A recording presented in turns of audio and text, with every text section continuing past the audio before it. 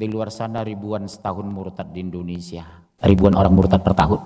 Pertumbuhan gereja 5 tahun terakhir di Indonesia 380% per tahun. Pertumbuhan masjid hanya 180. Saya bicara selalu pakai data karena saya orang akademisi. Kelemahan umat Islam ada 5. 1. Suka bicara tapi tidak punya data. Kedua, suka mengeluarkan statement tapi tidak punya argumen. Yang ketiga, suka berdebat tapi tidak berbuat. Yang keempat, suka berkumpul tapi tidak punya kesimpulan. Yang kelima, suka kerumunan tapi tidak punya keputusan. Umat Islam seperti buih, kata Rasulullah. Mayoritas tapi tidak berkualitas. Shalom sahabat gereja YouTube. Apa kabarnya? Puji Tuhan baik ya. Dimanapun saudara berada saat ini, saya berdoa agar tetap terus senantiasa dan apapun yang merupakan aktivitas saudara di sepanjang hari ini, kiranya Tuhan Yesus memberkati dan kembali berjumpa lagi di channel kesayangan kita ini, yaitu Gereja YouTube. Terima kasih buat teman-teman semua dan juga para sahabat Gereja YouTube yang terus mendukung perkembangan channel ini dengan setia, dan kiranya kita tetap menggunakan untuk terus memuliakan nama Tuhan dan menjadi berkat bagi banyak orang. Nah, di kesempatan kali ini saudara-saudaraku, saya mau membagikan kepada kita semua ada satu cuplikan di mana Bapak Ustadz Munir Situmorang yang telah menyampaikan kepada publik bagaimana perkembangan dan jumlah orang yang murtad setiap tahunnya. Terima kasih Bapak Ustadz karena telah menyampaikan kepada publik, karena banyak orang-orang Kristen yang murtad ya, yang terima Tuhan Yesus. Tanpa kita menjelaskan, ternyata Ustadz ini sudah mensurvei kali ya gitu ya. Ini baru Ustadz gitu telah mempromosikan bahwa emang banyak yang murtad gitu ya, terima Tuhan Yesus. Maksudnya orang-orang Kristen yang menyampaikan pasti semuanya itu mereka berani mengungkapkan bahwa mereka terima Tuhan Yesus. Itu pernyataan yang sangat luar biasa gitu ya, untuk orang-orang yang berani untuk mengungkapkan bahwa kami bersaksi menerima Tuhan Yesus ya. Di sini juga saya akan membagikan satu video juga, semakin meningkat gitu tanggapan dari seorang dosen, mantan dosen ya, Ade Armando, Bang Ade Armando, bagaimana dia penyampaiannya. Banyak sekali lahirnya, tumbuhnya bibit-bibit intoleran di Indonesia, dan ini harus dipertanggungjawabkan dan harus diadili gitu. Karena kalau nggak dilakukan, ini membahayakan kondisi negara ini, karena banyak lahir bibit-bibit intoleran ini yang sangat berbahaya. Kemarin aja itu ASN ya kan, itu guru gitu, dia menolak orang lagi beribadah, orang Kristen beribadah di Gresik. Itu sudah keterlaluan, padahal dia harus tahu bagaimana norma-norma sebenarnya gitu, norma-norma Pancasila yang harus dipegang sebagai dia ASN ya. ASN itu apa ya? Awak pegawai negeri sipil ya, itu ya. Oke, mari kita simak saja videonya berikut ini. Bang, gimana Bang Ade melihat ini? Kenapa seperti ini terjadi terus? Ya, penting bahwa Anda mengingatkan bahwa ini bukan hal yang baru terjadi ya. Ini berulang-ulang terjadi. Sehingga tidak berlebihan bagi kita untuk mengatakan bahwa ini menjadi sebuah semacam tren atau tendensi ya bagi kelompok-kelompok Islam yang mungkin bisa disebut apakah konservatif ya, ataukah tidak toleran, itu untuk senantiasa bereaksi secara konfrontatif ketika ada teman-teman beragama Kristen Kenapa saya menyebut Kristen ya, karena memang saya tidak ingat bahwa kasus serupa terjadi pada misalnya mahasiswa atau masyarakat Buddha atau Hindu atau Konghucu barangkali ya. Tapi kalau Katolik sama Kristen ini berulang kali terjadi, dan kasusnya kali ini adalah bahwa mereka sedang ingin melakukan peribadatan rosario ya. Doa rosario ya. Doa rosario menjelang perayaan kenaikan Isa Al-Masih kan, atau kenaikan Yesus Kristus. Ya, kenaikan disebutnya Yesus sekarang. Kristus. Nah, buat saya ini betul-betul apa yang dilakukan oleh kelompok-kelompok tersebut, yang dalam hal ini dipimpin oleh seorang ketua RT yang sering sekarang terkenal dengan nama Diding itu ya. Ya sebelum ini juga namanya Diding memang. Jadi bukan sekarang terkenal namanya Diding. Ya, jadi si Diding ini ya memimpin semacam sekelompok orang untuk melakukan serangan terhadap orang-orang Kristen Katolik yang sekedar sedang bernyanyi, ya, beribadah, bernyanyi di rumahnya, di tempat kosnya. Itu menurut saya adalah sebuah tindakan yang luar biasa biadab, dan ini bukan cuma melarang ya. Ini pakai juga dibentak-bentak, didatangi, dimaki-maki oleh si Diding ini yang terkenal itu. Nah, Diding ini bahkan sampai mengucapkan kata-kata yang kasar, yang barangkali tidak perlu kita sebut di sini saking kasarnya, dan kemudian mengatakan bahwa kalian ini tidak pernah mau dengar apa kata saya ya. Saya rupanya sudah sebelumnya pernah meminta agar itu tidak dilakukan di kos-kosan sana. Tapi kemudian ada juga sebagian dari orang-orang yang datang itu membawa golok ya, dan bahkan membacok dan menyabit lah paling tidak ya, sampai kan kita lihat tuh ada korban-korban yang luka-luka karena serangan tersebut. Dan pelakunya nggak bisa mengelak karena ada videonya kan ya, ada videonya yang beredar ya, gitu. Ada videonya, tapi yang terpenting adalah bayangkan orang-orang Kristen ini, Katolik ini, mahasiswa-mahasiswa Katolik ini hanya sekedar sedang melakukan peribadatan, menyanyikan rosario. Nggak ada sesuatu yang lebih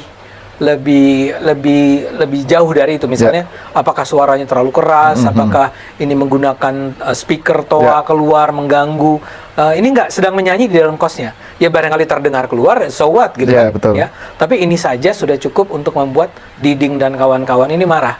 Menurut saya ada sesuatu yang serius ya terjadi di kalangan kelompok-kelompok Islam ini, dan ini tidak hanya terjadi di ini Tangerang Selatan kan ya, di Setu Babakan. Setu Babakan kita juga dengar dulu pernah ada di Lampung, pernah ada di Cinere, pernah ada di Bogor, di berbagai tempat lainnya. Jadi ini bukan sesuatu yang hanya berlaku khusus di sebuah tempat.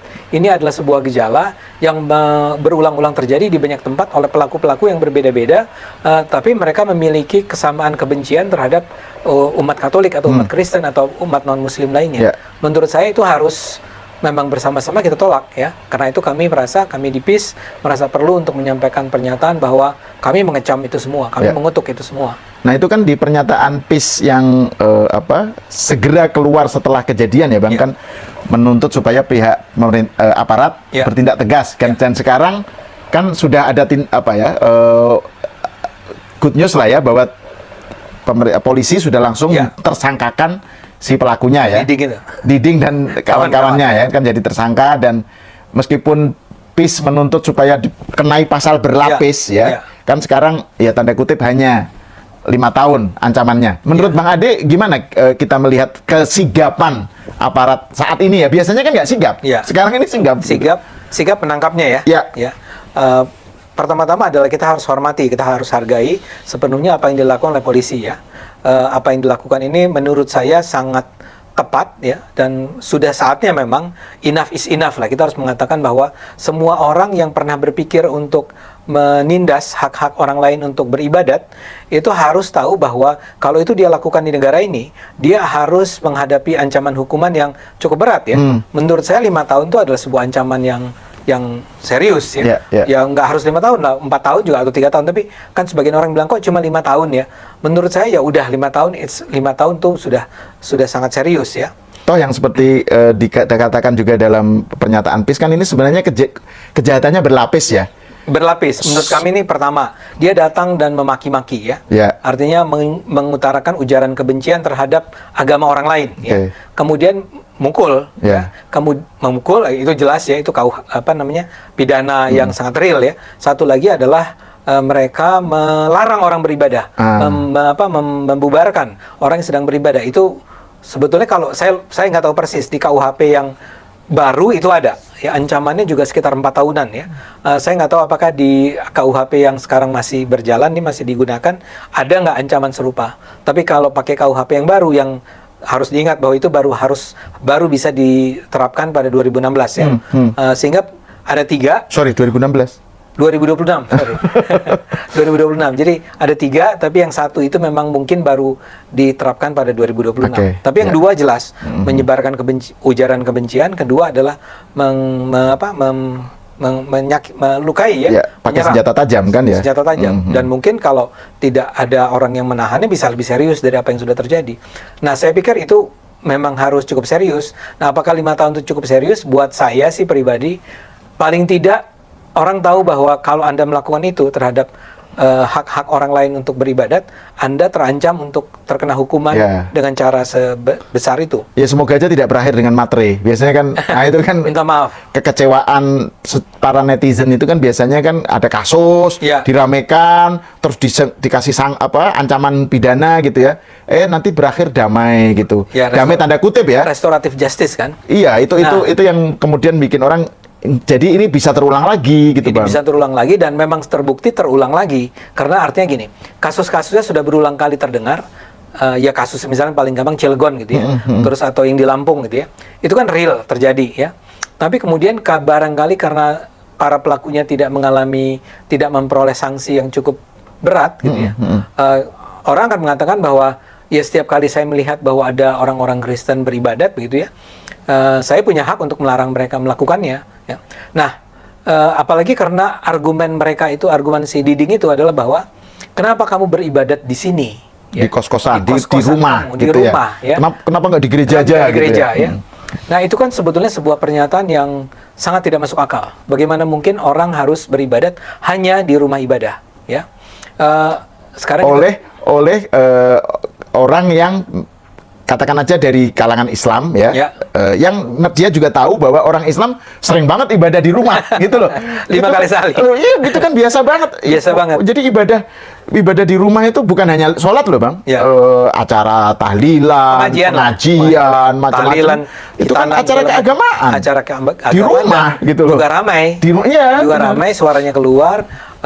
Kalau orang ya misal mengaji rame-rame itu kan hampir pasti itu tidak mungkin dicegah suaranya sampai orang luar tidak mendengar. Nah, orang Islam itu bahkan kita diminta untuk azan kita itu jangan sampai menggunakan speaker sehingga mengganggu orang-orang di sekitar kita saja. Sebagian dari orang-orang Islam sudah menolak. Iya, betul.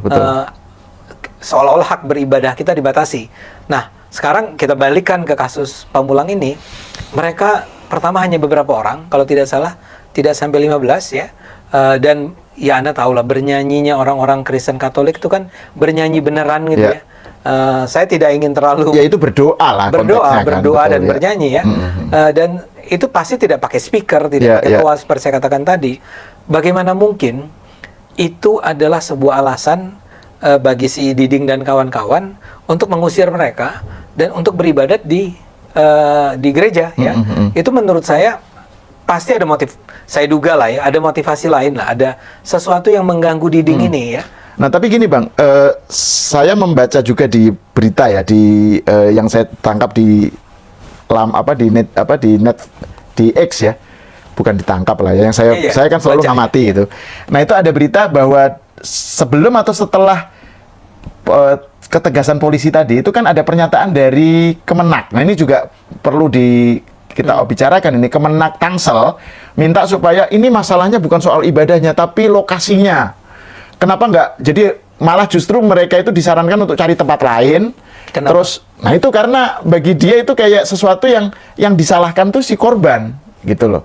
Jadi dicarikan tempat lain dan ini adalah pelanggaran soal etika sosial gitu. Jadi ini Kemenak itu juga Tangsel lebih ya? Kemenak Tangsel ya, itu punya cara pandang yang sama dengan Diding CS gitu loh, kesannya. Kayak justru malah ini kok malah mereka disalahkan gitu loh.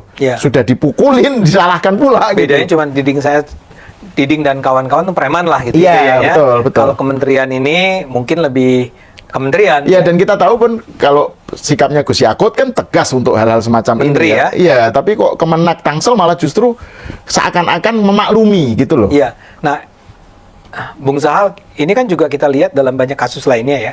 Misalnya begini, saya ingat sekali kasus Gereja Yasmin Bogor, ya, GKI Yasmin Bogor. Itu ceritanya kan adalah umat GKI itu membangun gereja ya. Semua sudah selesai, udah dapat IMB, udah dapat support dari masyarakat setempat semula ya. Tapi kemudian belakangan diprotes ya, entah oleh siapa. Ya mungkin ada yang support, tapi ada juga yang tidak support. Yang support itu sudah memenuhi, kalau nggak salah kan berapa 60 tanda tangan ya, kalau nggak salah kan itu sudah mereka peroleh. Tapi ada juga yang protes ya. Nah akhirnya tapi yang menang tuh yang protes. Memang akhirnya pihak pimpinan daerah Bogor itu berhasil mencarikan lokasi lain. Ya. Tapi kan artinya begini, di tempat asli yang sebetulnya sah itu karena ada yang protes, mereka terpaksa pindah. Ya. Padahal pembangunan sudah dimulai. Dan haknya lebih terjamin sebenarnya kan di tempat yang asli kan gitu. Karena yang di tempat yang baru ini kan sebuah lokasi yang disediakan oleh pemerintah daerah Bogor. Dicarikan ya. Tapi kan indikasi bahwa pemerintah kok kalah gitu kalah. Ya. Kenapa harus mengikuti, menerima gugatan dari orang-orang yang tidak toleran ini ya. Dan ini kan sebetulnya tidak adil karena kemudian pihak yang mengelola atau yang mendirikan gereja di Yasmin itu aslinya merasa bahwa we are being treated unfairly ya. Karena gue sudah menjalankan semua kewajiban yang harus saya laksanakan, tapi kemudian kalian meminta kami untuk pindah ke nggak jauh-jauh amat ya. Tapi bukan, that's not the point. Mereka bilang bahwa ya kenapa harus kami pindah? Kenapa kami yang harus pindah? Nah kembali ke cerita Pamulang. Bukan mahasiswa Universitas Pamulang. Pamulang di mana tadi di Situ Babakan. Kejadiannya di Situ Babakan. Ya, ini tapi sama-sama Tangsel sih. Iya. Tapi anak Unpam lah ya. Anak Unpam ini. Dia melakukan kesalahan tidak? Mereka melakukan kesalahan atau tidak? Itu pertanyaan pertama. Tidak. Ya. Jadi kenapa mereka harus pindah? Karena ada orang-orang di daerah tersebut yang merasa tidak nyaman. Kenapa mereka merasa tidak nyaman? Nggak ada. Nggak ada alasannya. Ini hanya karena kalian Kristen adalah minoritas, kami Islam adalah mayoritas. Ya. Dan dari yang mayoritas itu barangkali juga cuma sebagian yang keberatan. Mungkin orang-orang lain malah senang mendengar di tetangganya menyanyikan lagu-lagu rohani kan. Kita nggak pernah tahu ya. Dan lagi pula itu juga nggak penting. Yang penting adalah si teman-teman dari mahasiswa Universitas Pamulang ini sudah menjalankan kewajiban mereka dengan benar. Ya. Artinya mereka tidak melanggar hukum apapun. Kenapa menurut si Kemenak itu ada etika sosial yang terlanggar kalau si mahasiswa-mahasiswa ini masih melakukan rosario itu di tanah kos-kosannya itu, mereka, di kos-kosan mereka. Di mana pelanggaran etik? Etik apa yang dilanggar di situ? Hanya karena mereka menyanyikan lagu-lagu itu yang menjelang ini kan kita besok ya, kenaikan Yesus Kristusnya kan besok. Ini kan nggak sepanjang tahun juga gitu ya. Even kalau sepanjang tahun juga nggak ada masalah gitu ya. Tapi ini juga cuman sekarang. Kenapa sampai harus dikatakan ini demi etika sosial mereka harus pindah? It doesn't make sense. Itu sama sekali tidak masuk akal. Dan kita harus menyatakan bahwa Pak Menteri Agama, Pak Yakut, tolong dong ini ada semacam sosialisasi lah kepada para pejabat di tingkat yang lebih rendah agar mereka betul-betul bisa menghormati semua agama. Ingat loh, kalau nggak salah Pak Yakut yang bilang kan, saya ini bukan Menteri Agama Islam ya, saya ini Menteri semua agama. Gus Lukman, Pak Lukman, tapi sebelumnya Yakut juga ngomong gitu. Mengatakan begitu kan. Tapi kan poinnya kan ini, seperti yang tadi kita bahas Bang ya, jadi kenapa kita perlu mengapresiasi kesigapan gercepnya polisi, karena kan biasanya itu pihak pemerintah atau aparat atau dalam hal ini Kemenak itu mengikuti narasi si kaum intoleran gitu loh. Suruh pindah, yaudah pindah aja deh kamu daripada bikin ribut gitu. Nah, dengan adanya ketegasan ini kan semoga aja tidak berakhir dengan bikin kecewa ya. Tapi ketegasan ini adalah bisa menjadi sinyal lah gitu. Kalau ada pelaku intoleran semacam ini, mereka tidak bisa lepas tangan gitu. Tidak bisa terus kemudian berlenggang kangkung gitu. Pasti dihukum. Nah, tapi ini Bang, tadi kan Bang Ade nyebut soal kenapa mereka terganggu? Ya nggak ada penjelasan gitu kan. Tapi kan di dalam yang sering kita bicarakan juga, tapi juga di dalam pernyataan PIS kan disebutkan salah satu yang menjadi alasan kenapa ada sekelompok orang Islam terganggu dengan ibadah orang lain itu kan karena pemahaman mereka ya. Pemahaman mereka terhadap agama lain, pemeluk agama lain yang katakan aja ini Kristen fobia atau apa gitu ya, fobia terhadap simbol-simbol Kristen, simbol-simbol Katolik.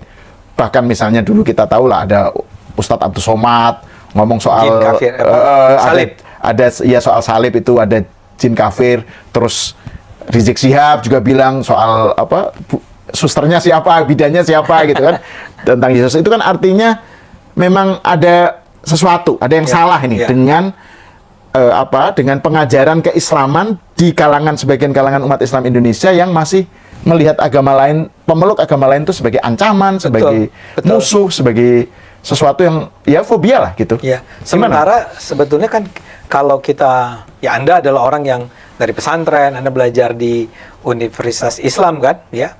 Anda tentu bahkan dengan mudah akan bercerita tentang bagaimana Nabi Muhammad itu, nabinya orang Islam itu selalu mengingatkan kita umat Islam untuk menghormati orang-orang Kristen, dan jangan pernah lupa tentang cerita-cerita bagaimana umat Kristen itu membantu umat Islam ketika umat Islam sedang menghadapi pemusnahan, persekusi dia di Mekah ya. Di Mekah kan. Yang bantu malah justru Raja Ethiopia. Raja Ethiopia yang adalah beragama Nasrani lah. Betul. Dan yang menarik itu Bang, itu cerita yang juga bagian dari situ ya. Jadi kan itu sebagian sahabat kan pindah oleh Nabi diminta untuk hijrah ke Habsyi ya, ke Ethiopia. Terus sebagian dari sahabat itu masuk Kristen.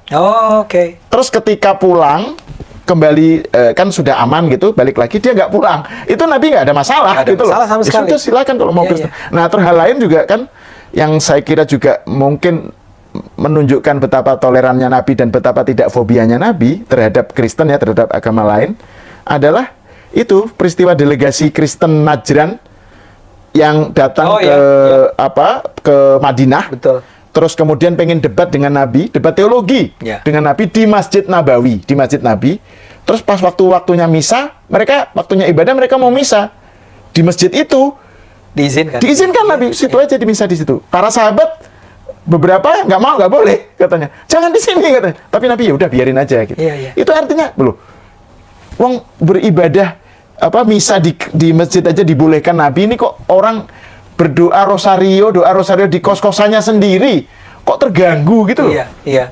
Dan ya saya sih percaya betul dengan apa yang Anda ceritakan tadi, dan saya percaya betul kalau Nabi ini ada, dia akan mengatakan silahkan. Kalau masih hidup sekarang gitu ya. Masih hidup sekarang. Bukan kalau Nabi ini ada. Nah, cuma sekarang satu hal yang saya selalu tunggu dalam kasus-kasus semacam ini adalah sikap dari Majelis Ulama Indonesia. Betul. Dan karena selama ini setiap kali ada kasus-kasus pertikaian karena perbedaan agama semacam ini, kita hampir-hampir tidak pernah mendengar, koreksi saya kalau saya salah ya, tapi seingat saya, kita tidak pernah mendengar tuh MUI menyatakan apa. Padahal kan namanya juga Majelis Ulama, dia tidak punya sebuah otoritas hukum formal. Tapi kalau dia mengatakan sesuatu, ya misalnya saja dalam kasus ini dia seperti Nabi tadi ya, mengatakan kepada para pemeluk Kristen untuk silahkan beribadat saja di Masjid Nabawi ini, nggak apa-apa kok gitu ya. Nah, kalau saja Majelis Ulama juga menjadi pihak yang melakukan hal serupa dan mereka bilang silahkan ya, dan tolong wahai umat Islam, kami berharap jangan mengganggu hak-hak teman-teman saudara-saudara umat Kristen atau umat Buddha atau umat Hindu atau Konghucu atau siapapun untuk beribadat, karena mereka punya hak yang sama dengan umat Islam untuk berkomunikasi, memuja Tuhannya ya. Kalau saja keluar ya pernyataan semacam itu datang dari Majelis Ulama Indonesia, saya yakin ke depan apa yang Anda khawatirkan tadi ya, yang Anda mengatakan bahwa seolah-olah kok tidak ada efek jerah sih ya, kok orang seperti tidak pernah belajar dari pengalaman-pengalaman sebelumnya sih. Kalau saja itu dilakukan, saya yakin akan terjadi tuh. Orang akan paling tidak saling mengingatkan, atau misalnya dengan mudah beginilah, bila itu terjadinya di lingkungan rumah saya ya, saya bisa mengatakan ingat apa yang dikatakan oleh MUI, jangan melakukan ini. Kalau sekarang kan saya cuma bisa bilang ingat apa yang dikatakan oleh Sahal kan. Bagi tetangga-tetangga saya barangkali nggak punya legitimasi ini kelembagaan gitu ya.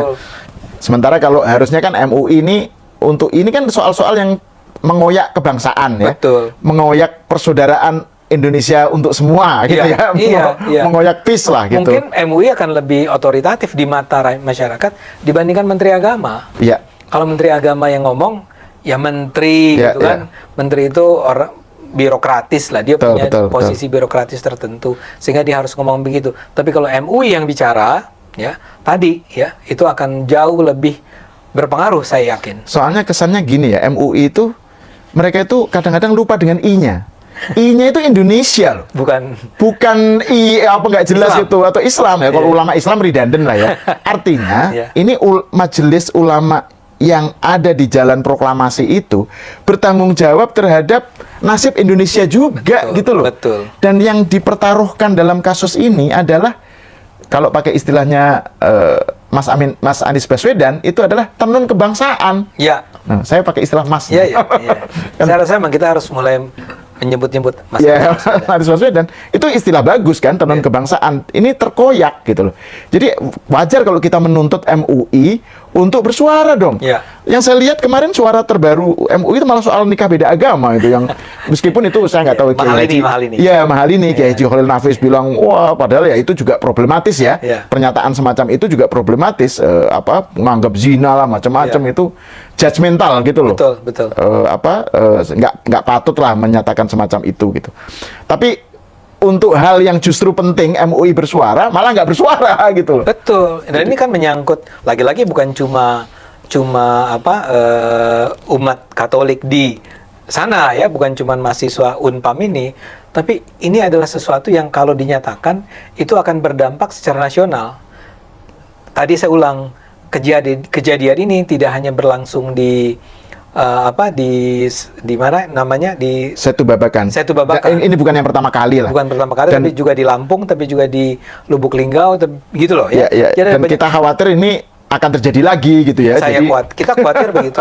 Dan kita khawatir kenapa ini tidak terdengar lagi kasus-kasus serupa dalam frekuensi waktu yang lebih sempit gitu ya. Itu lebih karena orang akhirnya, teman-teman Kristen dan Katolik atau juga mungkin Buddha dan Hindu dan Konghucu itu memilih ya udahlah, kita sebaiknya menahan diri untuk melakukan ibadah. Bayangkan menahan diri untuk melakukan ibadah karena bisa menimbulkan reaksi yang tidak pantas. Nah itu Bang, itu poin menarik itu. Karena kan juga ada nyinyiran ya, yang saya baca di X ya. Udahlah, minoritas tahu diri lah gitu.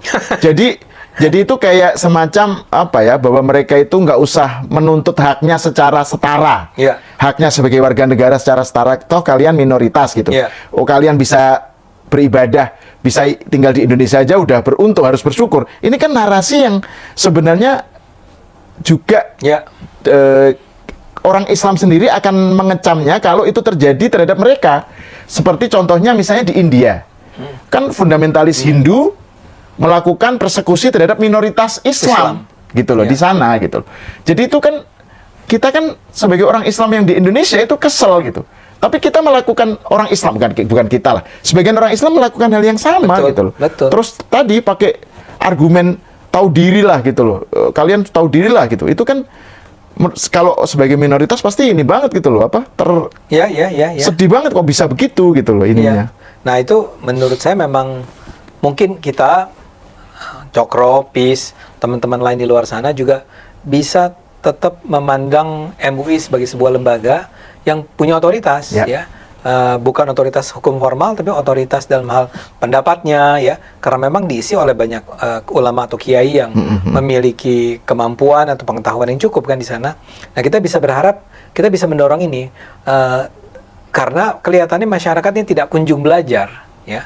Apa yang terjadi ini untung rame dan untung ada video rekamannya. Betul. Video rekaman itu yang ketika si Pak RT marah-marah dan memaki-maki itu tersiar dengan luas kan.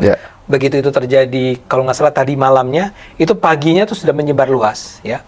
Kemudian wawancara dengan korban-korban yang terkena tusukan, ada juga orang Islam yang ketika dia berusaha melerai, dia berusaha membantu saudara-saudara Kristennya itu, tapi dia juga kena ya. Itu ada, jadi beberapa. Kalau saja tidak terjadi maki-maki yang luar biasa itu, dan tidak ada rekamannya dan tidak ada penusukan, barangkali tidak ada luka dan seterusnya, bisa jadi apa yang tadi Anda katakan bahwa ini dengan segera berbeda dengan waktu-waktu sebelumnya, ini dengan segera menimbulkan reaksi yang sangat cepat, bisa jadi juga tidak terjadi ya. Dalam arti barangkali akan responsnya lebih lambat kalau saja tidak terjadi sesuatu yang luar biasa seperti yang viral ya. Yang viral tidak ini. ada viral itu. Jadi polisi juga cepat gitu ya bertindak. Kan orang bilang no viral no justice. Ini kembali terbukti. Ya. Oke, ya semoga aja kita ke depan ini ya tidak terjadi lagi lah gitu. Ya, dan kita bisa meminta teman-teman penonton semua, yuk sama-sama yuk kita juga ajarin teman-teman kita, saudara-saudara kita nggak boleh orang rekan-rekan Kristen, Katolik, Hindu, Buddha, ya bahkan sebetulnya yang Konghucu, ada Konghucu, ada apa namanya penghayat kepercayaan ya, dan bahkan juga agnostik dan seterusnya, itu adalah saudara-saudara kita di Indonesia sebangsa yang harus kita cintai, kita jaga, kita harus beri ruang yang sama dengan diri kita dalam hal misalnya beribadat. Itu yang harus ada di kepala kita. Ya. Jadi itulah prinsip golden rule ya. Golden rule. Prinsip emas itu Bang ya. Emas, Jadi jangan melakukan sesuatu ke orang lain yang apabila kita yang terkena, kita sendiri nggak suka Kita nggak gitu suka, loh. betul. Jadi itu harusnya kita terapkan dalam hubungan antar agama ya. Oke, terima kasih Bang Adi Armando, pemirsa. Sampai di sini dulu, kita berjumpa lagi di episode selanjutnya. Nah, sahabat gereja YouTube, itulah tadi videonya yang bisa saya sampaikan. Apa pendapat saudara? Bisa tulis di kolom komentar. Atau saudara bingung mau jawab apa? Saudara cukup tuliskan di kolom komentar. Tuhan Yesus baik. Tuhan Yesus maha dahsyat. Itu saja saudara. Di kolom komentar itu membuat kami tim gereja YouTube memberikan semangat baru lagi gitu kan, memberikan inovasi baru lagi untuk terus tidak males-males gitu ya mencari kesaksian video-video dan sebagainya gitu ya, mendengarkan firman Tuhan dan sebagainya, kesaksian-kesaksian yang ada, dan terus membagikan khususnya di channel gereja YouTube ini. Jadi cukup katakan Tuhan Yesus maha dahsyat. Berarti saudara meresponi apa yang kami lakukan, pelayanan kami ini. Jangan hanya sebagai penonton. Ayo, komentar kamu menjadi doa. Gitu ya. Tuliskan di kolom komentar Tuhan Yesus maha dahsyat. Atau Tuhan Yesus maha baik ya. Itu saja, tulis di kolom komentar. Itu membuat kami tim gereja YouTube terus semangat lagi memuliakan nama Tuhan Yesus. Ibarat kata itu adalah infus ya. Infus untuk kami mengumandangkan nama Tuhan Yesus saudara. Jadi sangat penting sekali saudara menuliskan di kolom komentar. Kalau tidak tahu mau nulis apa gitu ya, katakan saja Tuhan Yesus maha besar, Tuhan Yesus maha baik, Tuhan Yesus maha dahsyat. Tak lupa saya ucapkan terima kasih kepada kalian semua atas dukungan yang selama ini diberikan kepada gereja YouTube. Dukung terus channel gereja YouTube dengan cara-cara apa? Tentunya dengan cara mensubscribe channel gereja YouTube agar bisa menjadi 1 juta subscriber. Karena susah saudara, saya udah 2 tahun ini lihat tidak ada perkembangan ini subscriber ya kan, cuman nyampe 500.000 subscriber aja gitu. Susah banget sekarang ini saudara. Padahal channel gereja YouTube cuman satu-satunya yang channel rohani yang berani memuliakan nama Tuhan walaupun banyak kendala dan sebagainya gitu ya. Kami berharap tahun ini dan berdoa bisa mencapai 1 juta subscriber. Maka dari itu harapan kami tim gereja YouTube bisa mencapai tujuan kita untuk mendapatkan 1 juta subscriber penonton gitu ya. Makanya kami berharap saudara dan sahabat gereja YouTube setelah menonton video, jangan lupa bagikan video-video kepada yang lain agar kiranya channel gereja YouTube ini bisa menjadi berkat untuk banyak orang Dan terima kasih juga telah mendukung program-program kami, program-program di Instagram kita, Gereja YouTube, membantu dan sebagainya ya. Kalau di sini kita ada program namanya ambulan gratis. Nanti kita akan share juga apa yang disampaikan dan pengumumannya. Jangan lupa ya, dengarkan pengumumannya. Itu dari saya. Terima kasih saudara-saudara. Terima kasih, Tuhan Yesus memberkati kita semua. God bless you all. Shalom Bapak Ibu yang kami sangat hormati dan kasihi. Dalam nama Tuhan Yesus Kristus, beberapa waktu lalu kami telah menyelesaikan pelayanan kami di pedesaan. Kami membuat satu terobosan untuk membuat mobil ambulan gitu ya, untuk transportasi. Di sana kami memang sangat melihat di sana kebutuhan transportasi di desa tersebut. Selain jalannya yang jauh dan curam, terkadang kalau ada peristiwa malam hari atau ibu hamil, mereka kasihan, bingung mau diangkut pakai apa. Maka dari itu kita putuskan bersama tim untuk menggunakan channel Gereja YouTube ini untuk rekan-rekan subscriber bila ingin mengambil bagian untuk pelayanan ini bisa berbagi di rekening yang tertera di atas. Ayo ambil bagian. Kami perkirakan habis sekitar 130 juta karena untuk membeli mobil dan dekorasi ambulan tersebut. Apalagi ditaruh oksigen, peralatan oksigen dan lain-lain. Kami memohon dukungan doa, dana dari Bapak Ibu, saudara-saudari penonton Gereja YouTube, orang-orang baik yang rindu berdonasi dalam melakukan atau mengirimkan di nomor rekening yang tertera di bawah ini. Kami berharap Tuhan akan menolong kami dan mencukupkan kebutuhan untuk pelayanan ini. Terima kasih.